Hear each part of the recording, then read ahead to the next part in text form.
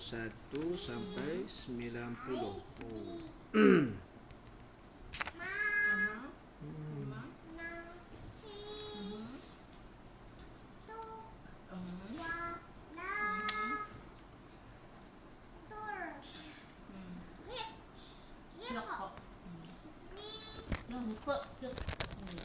Bismillahirrahmanirrahim. Assalamualaikum warahmatullahi ta'ala wabarakatuh.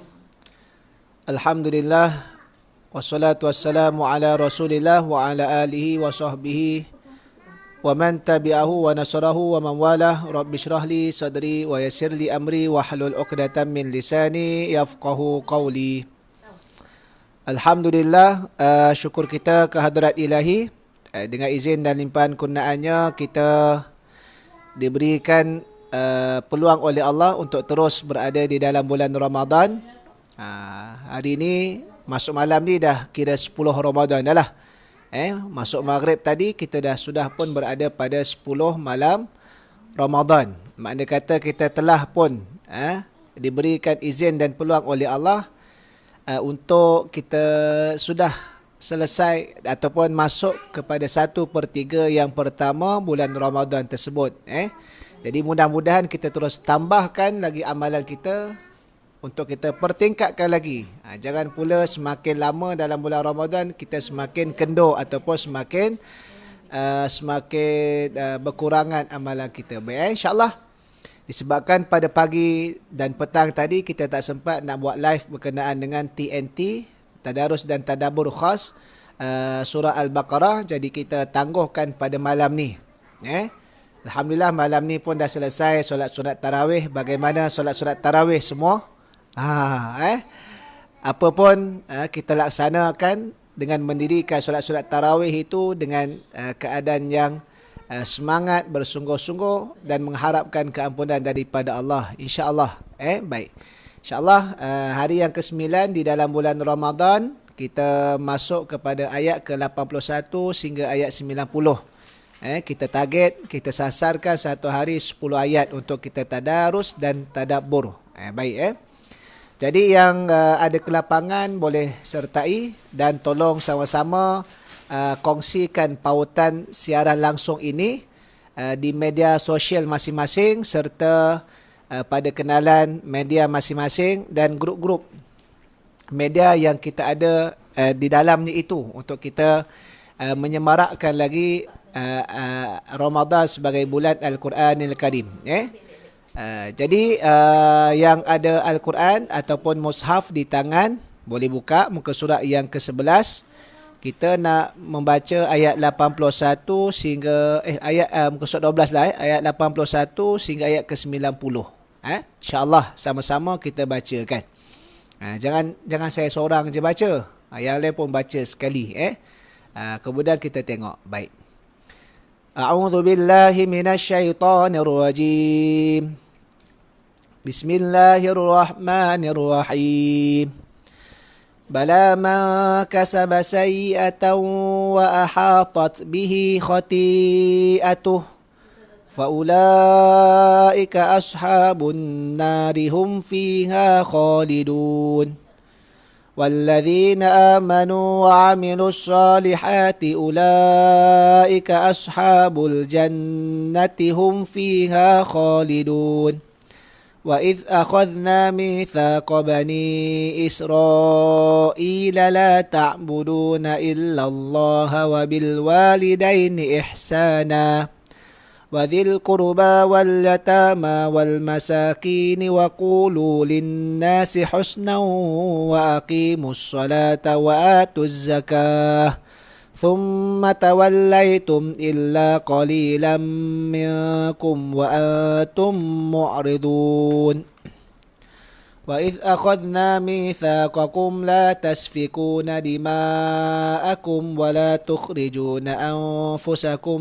من دياركم ثم أقررتم وأنتم تشهدون ثم أنتم هؤلاء تقتلون أنفسكم وتخرجون فريقا منكم من ديارهم تظاهرون عليهم بالإثم والعدوان وإن يأتوكم أسارى تفادوهم وهو محرم عليكم إخراجهم أفتؤمنون ببعض الكتاب وتكفرون ببعض فما جزاء من يفعل ذلك منكم إلا خزي في الحياة الدنيا ويوم القيامة يردون إلى أشد العذاب وما الله بغافل عما تعملون أولئك الذين اشتروا الحياة الدنيا بالآخرة فلا يخفف عنهم العذاب ولا هم ينصرون ولقد آتينا موسى الكتاب وقفينا من بعده بالرسل وآتينا عيسى ابن مريم البينات وأيدناه بروح القدس أفكلما جاءكم رسول بما لا تهوى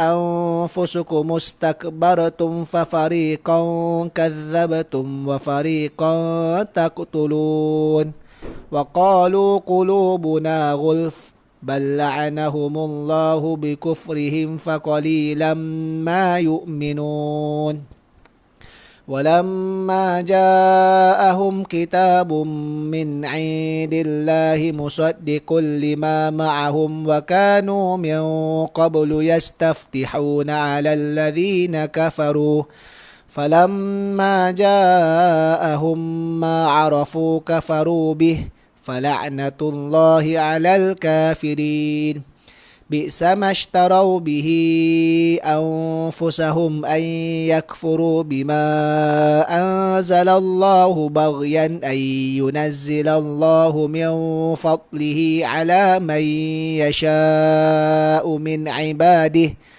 فباءوا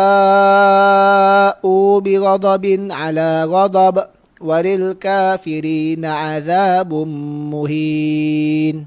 Sadaqallahul azim. Baik, alhamdulillah ayat yang dibacakan tadi 81 sehingga 90. Okey, dua muka setengah lebih kurang lah. Masih lagi dalam kisah berkenaan dengan kerenah orang-orang Yahudi, orang-orang Yahudi kalangan Bani Israel. Baik, di antara hukum tajwid yang boleh kita sentuh, tak banyak satu, selalu kita tak sentuh banyak tajwid ini, kita akan sentuh sikit demi sikit. Iaitulah berkenaan dengan apa namanya, idgham ma'al gunnah. Idgham ma'al gunnah, idgham yang dengung. Idgham ni maksudnya memasukkan. Maksudnya bila kita baca tadi tu huruf nun ataupun tanwin tu terus masuk kepada huruf yang bertemu yang menyebabkan dia jadi idgham ma'al gunnah tadi tu. Idgham ma'al gunnah ni apabila nun mati ataupun tanwin bertemu dengan 4 huruf, ya, waw, mim, nun. Ya, waw, mim, nun. Kalau nun mati ataupun tanwin bertemu dengan salah satu 4 huruf ni, maka dia dengung, bacaannya didengungkan dengan cara kita memasukkan berkenaan dengan tanwin ataupun huruf nun tadi tu sebutannya kepada huruf yang dia berjumpa 4 tadi. Contohnya lah pada ayat yang ke-83 itu kan, kalau kita tengok, wa idh akhadna mitsaqa bani Israil la ta'buduna illallah wa bil walidaini ihsana, kan, wa bil walidaini ihsana, nau, kan, tanwin tu bertemu dengan huruf waw. Jadi dia hukumnya idgham ma'al gunnah. Wajib dibaca dengan dengung. Sebab itu ma'al gunnah, iaitulah dengan dengung. Idgham masukkan. Jadi kita masukkan tanwin tu biar ihsanau. Jangan ihsanau. Ihsanau nan macam nun tu ada. Ihsanau terus. Ihsanau wa dzil qurba. Sebab apa? Sebab kita bila baca idgham memasukkan. Jadi huruf tanwin, huruf nun mati ataupun kalimah tanwin itu, baris tanwin itu seakan tiada, terus pergi kepada huruf idgham ma'al gunnah tadi. Begitu juga pada perkataan selepas itu, wa qulu linnasi husnan wa aqimus shalah. Nah, itu di antara hukum tajwid. Maksudnya idgham ma'al gunnah apabila baris tanwin ataupun nun mati dia bertemu dengan salah satu daripada 4 huruf, iaitulah ya, waw, mim, nun. Nah, okey, baik. Jadi kita tengok terjemahan daripada ayat 81 sampai 90, barulah kita tadabbur secara asas, ringan saja. Kita tadabbur ni lebih kurang 30 minit lah. Tak lama lah. Tak lama. Kalau lapangnya sikit pun 40 minit. Kita tak lama lah. Yang penting kita cuba disiplinkan diri kita baca, kita tengok terjemah dan apa pengajaran yang boleh diambil. Baik, kita tengok terjemahan dia. Ayat 81, mana maksud dia? Okey, baik. 81 bermaksud, yang benar barang siapa berbuat dosa dan ia telah diliputi oleh dosanya, mereka itulah penghuni neraka, mereka kekal di dalamnya. Okey. Ayat ini sambungan berkenaan dengan Allah Subhanahu Wa Taala menemplak apabila sikap orang Yahudi tadi tu, dia kata apa? Kami ni tak masuk neraka. Kalau kami masuk neraka ni beberapa hari saja. Ni sikap orang Yahudi. Mereka ni seakan-akan tak beriman. Sebab keimanan mereka terhadap hari akhirat tidak mendatangkan kegerunan mereka untuk memberhentikan daripada buat maksiat. Antara maksiat yang mereka buat ayat sebelum daripada tu, mereka mengubah ajaran mereka, mereka mengubah isi kandungan Taurah, mereka cipta isi kandungan kitab Taurat tersebut. Tu jadi lepas tu mereka rasa tak bersalah. Sebab itu yang benar, siapa yang buat salah akan masuk dalam api neraka. Dosa tadi tu. Dan ayat 82, dan orang-orang yang beriman beramal soleh, mereka itu penghuni syurga. Mereka kekal di dalamnya. Beza pula orang yang beramal soleh, beriman, mereka itu akan diberikan ganjaran ke dalam, dimasukkan ke dalam syurga Allah. Baik. 83, dan ingatlah ketika kami mengambil janji dari Bani Israel, iaitu janganlah kamu menyembah selain Allah. Dan berbuat baiklah kepada ibu bapa, kaum kerabat, anak-anak yatim dan orang-orang miskin, serta ucapkanlah kata-kata yang baik kepada manusia. Dan dirikanlah solat dan tunaikanlah zakat. Kemudian kamu tidak memenuhi janji itu kecuali sebagian kecil daripada kamu dan kamu selalu berpaling.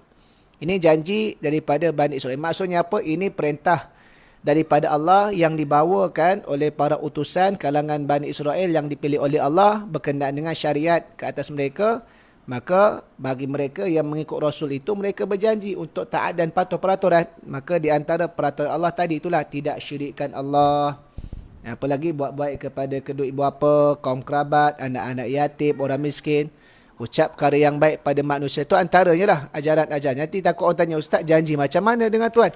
Janji itu maksudnya dia mengikat diri mereka sebagai pengikut kepada utusan yang Allah Ta'ala lantik kalangan Bani Israel tersebut. Sebab kita tahu kalangan Bani Israel ini iaitu keturunan Nabi Yaqub AS.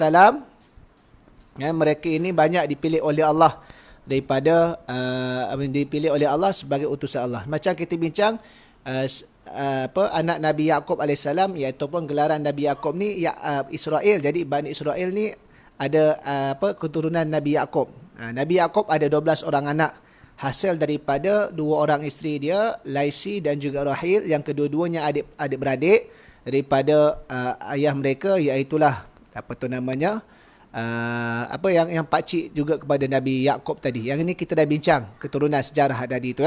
Daripada itu ada daripada Yahuza, daripada Yahuza itu salah seorang anak Nabi Yaqub, keturunan itu yang lahirnya daripada Nabi Musa, Nabi Isa, daripada apa lagi daripada Levi, itu antara keturunan antaranya lah Daud dan juga Sulaiman umpamanya. Nanti boleh cek balik secara terperinci yang telah kita bincangkan pada ayat-ayat sebelum pada ni. Baik. Kemudian ayat 84 terjemahan dia, dan ingatlah ketika kami mengambil janji dari kamu, iaitu kamu tidak akan menumpahkan darahmu, yakni membunuh orang, dan kamu tidak akan mengusir dirimu, saudaramu sebangsa dari kampung halaman. Tidak bunuh orang, tak usir orang. Kemudian kamu berikrar akan memenuhinya sedang kamu mempersaksikannya. Kamu berjanji, kamu beri saksi, tapi kamu sendiri langgar akan janji-janji tersebut. Ayat 85, kemudian kamu Bani Israel membunuh dirimu, yakni saudaramu sebangsa. Dan mengusir segolongan daripada kamu dari kampung halamannya. Kamu membantu terhadap mereka dengan membuat dosa dan permusuhan. Tetapi jika mereka datang kepadamu sebagai tawanan, kamu tebus mereka padahal mengusir mereka itu juga terlarang bagimu. Apakah kamu beriman dengan sebahagian kitab, yakni Taurat, dan ingkar terhadap sebahagian yang lain? Tiadalah balasan bagi orang yang berbuat demikian daripadamu, melainkan kenistaan dalam kehidupan dunia, dan pada hari kiamat mereka dikembalikan kepada siksa yang sangat berat.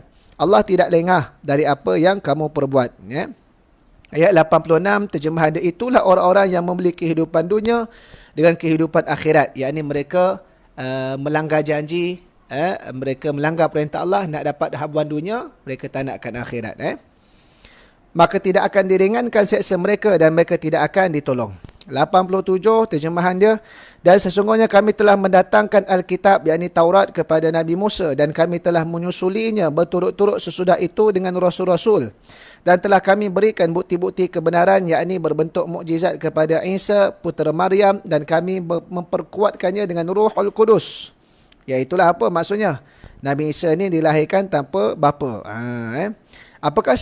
Apakah setiap datang kepadamu seorang rasul membawa sesuatu pelajaran yang tidak sesuai dengan keinginanmu, lalu kamu angkuh, maka beberapa orang di antara mereka kamu dustakan, dan beberapa orang yang lain, yakni kalangan rasul, kamu bunuh. Ayat 88, dan mereka berkata, hati kami tertutup, tetapi sebenarnya Allah telah mengutuk mereka kerana keingkaran mereka, maka sedikit sekali mereka yang beriman. Ayat 89, dan setelah datang kepada mereka Al-Quran dari Allah yang membenarkan apa yang ada pada mereka, yakni kitab-kitab dan rasul-rasul terdahulu. Al-Quran Nabi Muhammad datang membenarkan tentang ajaran kebenaran kitab-kitab dan rasul yang terdahululah. Padahal sebelumnya mereka biasa memohon kedatangan Nabi untuk mendapatkan kemenangan atas orang kafir. Maka setelah datang kepada mereka apa yang telah mereka ketahui, mereka lalu ingkar kepadanya, mereka laknat. Maka laknat Allah lah atas orang-orang yang ingkar. Jadi bila datang Nabi Muhammad SAW pula, dalam keadaan membenarkan kerasulan yang terdahulu, membenarkan kitab-kitab terdahulu, mereka pula melawan pula. Walhal dulu mereka mendabik dada mereka atas jalan kebenaran. Bila datang Nabi membenarkan dan mengajak mereka untuk menurut Nabi, mereka pula berpaling dan terus melawan Nabi SAW. Ini sikap orang Yahudi lah. Dan ayat yang terakhir, ayat yang ke-90 untuk hari ini, alangkah buruknya perbuatan mereka yang menjual dirinya sendiri dengan kekafiran kepada Allah, kepada apa yang telah diturunkan Allah, kerana dengki bahawa Allah Subhanahu Wa Taala menurunkan kurnianya kepada siapa yang dikehendakinya di antara hamba-hambanya, kerana itu mereka mendapat murka sesudah mendapat kemurkaan. Yakni mendapat kemurkaan berlipat kali ganda. Kerana rasul-rasul kalangan mereka pun mereka tak ikut. Rasul yang terakhir yang turut membenarkan rasul-rasul terdahulu pun mereka tak ikut, mereka lawan, maka kemurkaan selepas kemurkaan. Kemurkaan yang pertama tidak mengikut akan ajaran rasul kalangan Bani Israel, kalangan mereka sendiri. Kemurkaan kedua, tidak mengikut dan tidak mengakui kerasulan Nabi Muhammad sallallahu alaihi wasallam. Dan untuk orang-orang kafir, keseksaan yang menghinakan. Itu 10 ayat terjemahan daripada apa yang kita bacakan tadi, daripada ayat 81 sehinggalah ayat 90. Yang mana pada malam ni daripada surah Al-Baqarah, jadi jelas kepada kita tentang pendedahan demi pendedahan, penceritaan demi penceritaan yang merakamkan kisah-kisah dan juga perangai serta sikap Yahudi Bani Israel ini yang terlampau banyak sangat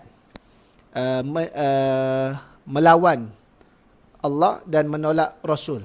Kenapa Allah Ta'ala cerita banyak sangat perangai Bani Israel ini secara khusus? Yang pertama sekali, supaya sebagaimana yang kita inilah pepatah Melayu, yang baik dijadikan tauladan, yang buruk dijadikan sempadan. Jadi Allah Ta'ala cerita benda-benda yang sikap bagaimana umat terdahulu melawan Rasul kalangan mereka sendiri kepada kita, supaya apa? Supaya kita umat Nabi Muhammad sallallahu alaihi wasallam tidak mengulangi sikap Bani Israel yang telah dikurniakan pada mereka akan Rasul demi Rasul.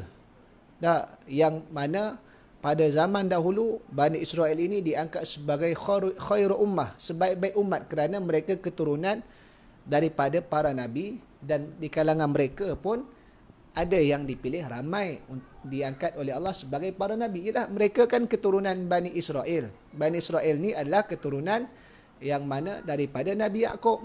Nabi Yaqub pula ayahnya Nabi Ishaq. Nabi Ishaq pula ayahnya Nabi Ibrahim. Daripada Nabi Ibrahim inilah ramainya kalangan para rasul. Sebab kita tahu anak Nabi Ibrahim ni yang mana Nabi Ismail terlebih dahulu yang dilahirkan menerusi isteri Nabi Ibrahim yang kedua, iaitulah Hajar, ketika mana Nabi Ibrahim berusia 86 tahun. Tapi umur 86 tahun umat dahulu, bukan umat sekarang ni.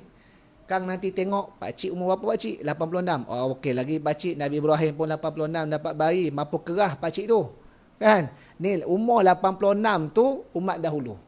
Dan kemudian pada umur Nabi Ibrahim yang 100 tahun dikurniakan oleh Allah anak yang kedua menerusi isterinya yang pertama Sarah, iaitulah Nabi Ishaq.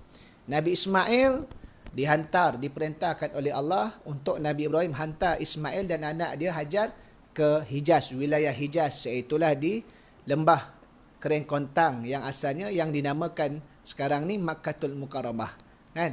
Sedangkan Nabi Ishaq pula dah dihantar yang mana kekal berada di Kan'an. Kan'an ni iaitulah wilayah yang asalnya menggabungkan tanah Palestin, Lebanon dan juga adalah bahagian pantai dan juga utara Mesir. Itu di antara Kan'an, istilah kuno terlebih dahulu yang mana di bumi Palestin.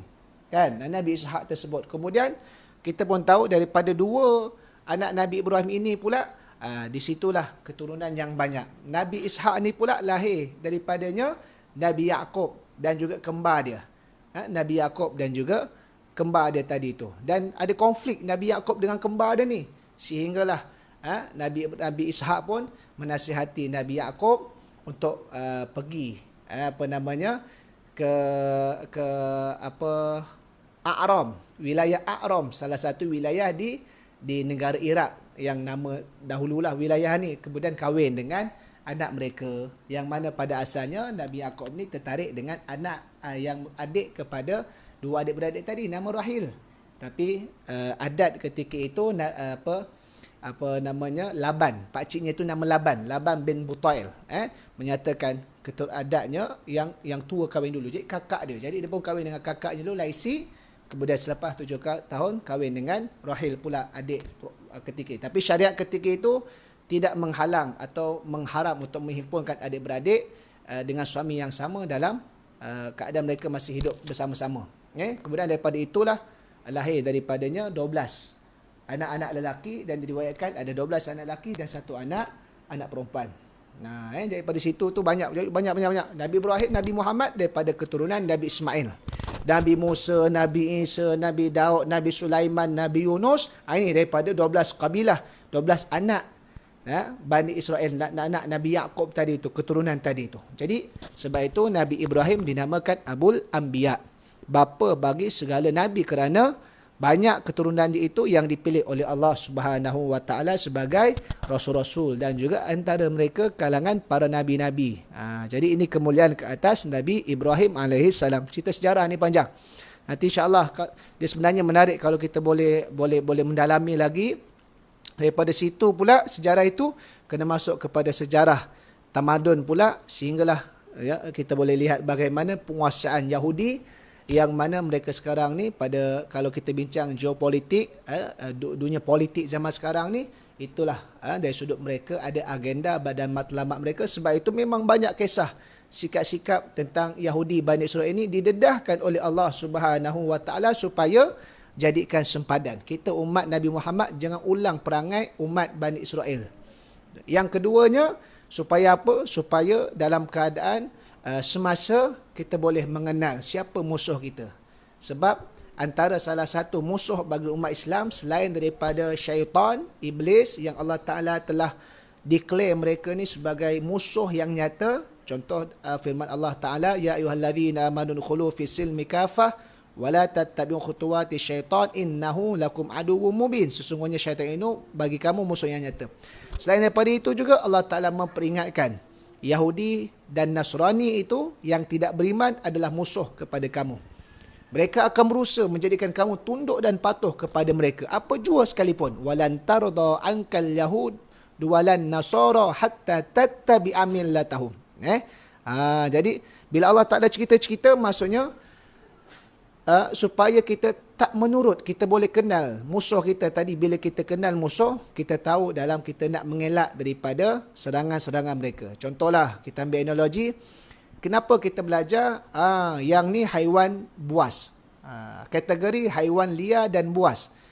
Antaranya apa? Haiwan liar dan buas. Harimau.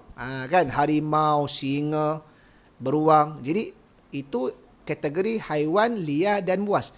Kenapa dikategorikan haiwan liar dan buas? Dan kenapa kita belajar harimau ni makannya menerkam, singa pun sama, dia mana mengoyakkan daging dengan gigi yang taring. Kenapa kita belajar? Supaya bila kita jumpa mereka ni, harimau, singa, kalau kita ternampak, taklah jumpa, ternampak aja, jumpa tu nampak macam dekat, ternampak ni jauh pun boleh dah, kan? Kita dapati, kita akan berwaspada dan kita tak akan masuk ikut mereka. Baik itu bila Allah Ta'ala dedahkan sikap satu demi satu sikap mereka ni, daripada sebab mereka ni sebaik-baik umat, kerana banyak kalangan Rasul di kalangan mereka. Namun pada akhir zaman, mereka ni bukan sebaik-baik umat. Sebaik-baik umat berpindah kepada umat Nabi SAW. Jadi kita kenal. Kita jangan masuk perangkap mereka dan kita jangan ulangi sikap mereka tadi itu, supaya biar kita berada di atas landasan yang sebenar. Sebab itu yang ayat-ayat sebelum ni pun banyak kita belajar tentang perangai Yahudi ni. Mereka ni menjual agama demi semata-mata habuan dunia. Mereka ni mengubah kandungan kitab Taurat. Mereka ni sebelum daripada ni dah dapat nikmat daripada syurga, tak nak pula, rasa muak pula, nak juga perkara yang di dunia, macam-macam. Ini antara sikap. Sikap contohlah, kita nak ambil sebagai pengajaran pada kita. Kita ni contoh, kita bila masuk bulan Rajab, bulan Syaban, nak sangat Ramadan. Ya Allah, kurniakanlah Ramadan, sampailah kami kepada. Bila masuk Ramadan, kita tak hargai Ramadan pula. Kita tak memaknakan Ramadan tadi itu dengan ibadah, dengan pengabdian diri. Walhal sebelum Ramadan, ya Allah, bilalah masuk Ramadan, ya Allah, bagilah kurniaan aku boleh usia yang panjang umur sampai Ramadan. Masuk Ramadan, tak ni pula. Kena pula nanti hari Isnin ni Jekyll buka 10 pagi sampai 10 malam. Agak-agaknya tarawih kita macam mana? Bukan tak boleh, tapi pandai selalunya gitu. Padahal sebelum Ramadan minta sangat, dah masuk Ramadan dia cari benda lain. Macam Bani Israel. Bila lapar sangat, minta, wahai Musa, turun, mintalah pada Tuhan rezeki pada langit, nikmat daripada syurga. Bila dah dapat al-manna was-salwa, di antara yang Allah Ta'ala kurniakan, dia nak benda lain pula. Ini sikap. Sebab itu bila belajar tadi itu, kita tahu mana. Dan mana penting Allah Ta'ala bagi tahu bahawasanya, antara akhlak-akhlak mulia yang ada pada zaman umat terdahulu pun sama macam umat yang sekarang ini, yang ajaran yang sama yang diteruskan dari sudut akhlak yang mulia, iaitulah dasarnya jangan mensyirikkan Allah. Kemudian buat baik kepada mak ayah, buat baik kepada kaum kerabat, buat baik kepada jiran-jiran, buat baik pada masyarakat, dan berkata baik, berkata yang elok-elok kepada manusia. Wa qulu linnasi husna, dirikanlah semayang, tunaikanlah zakat, infak sebagainya. Ini antara ibadah-ibadah yang daripada dulu pun dah ada, cuma mungkin teknikal mekanismenya beza. Contoh semayangnya beza, tak macam sekarang, tapi ada semayang. Kan? Macam puasa, ada teknikal dia yang berbeza. Macam contoh puasa Nabi Daud selang sehari, kan? Tapi dasar dia dari sudut pengabdian diri, perintah-perintah Allah tu ada. Dalam nak mendidik umat Islam ni menjadi baik. Kan? Baik. Jadi di antaranya lagi, Allah Ta'ala sendiri telah melarang mereka ni daripada membunuh diri mereka. Sehingga Allah Ta'ala ungkapkan, wala tasfikuna dima'akum, jangan kamu menumpahkan darah di kalangan kamu. Maksudnya mereka bunuh sebangsa mereka. Gaduh sama sendiri sampai bunuh. Walhal mereka inilah yang paling mengangkat bangsa mereka dengan menghina bangsa selain pada mereka. Tapi mereka masih lagi bunuh sesama mereka kerana mereka ni kita panggil ada kepentingan menurut nafsu, dendam dan seumpamanya. Macam nabi-nabi yang dipilih kalangan Allah, kalangan oleh Allah, kalangan mereka. Bangsa mereka, mereka bangga tapi nabi ni mereka tak nak ikut. Kan? Jadi nak ceritanya mereka ni sampai tahap tak kira apa. Yang penting mereka ada agenda dalam mereka nak capai tadi tu. Menghalau dan seumpamanya lah. Dan, sebab itu kalau kita tengok ideologi pegangan bangsa Yahudi zaman sekarang ni pun mereka sampai tahap kalau mereka nak mencapai matlamat dan menjayakan agenda mereka, membunuh bangsa selain mereka tu bukanlah satu perkara yang zalim, bukan satu perkara yang jahat, bahkan pada pegangan mereka itu satu kemuliaan dan satu perkara yang mendatangkan pahala pada pegangan mereka. Kerana apa? Kerana nak menyelamatkan bangsa mereka mesti membunuh bangsa yang lain. Sebab itu kalau perasan kalau setiap kali berlakunya atau dekatnya kempen pemilihan presiden untuk negara Arab Israel mereka tadi itu, kita boleh lihat calon-calon daripada parti mereka di sana yang sedang berkempen, mereka akan dilihat siapa yang paling banyak mempertahankan bangsa mereka. Maksudnya paling banyak macam mana? Siapa yang paling banyak menyerang negara Palestin. Sebab apa? Sebab bila mereka boleh serang umat Islam di Palestin, boleh serang negara Palestin, pada kita lihat mereka ni zalim. Pada bangsa mereka, bangsa Yahudi itu melihat calon ni boleh pertahankan kita.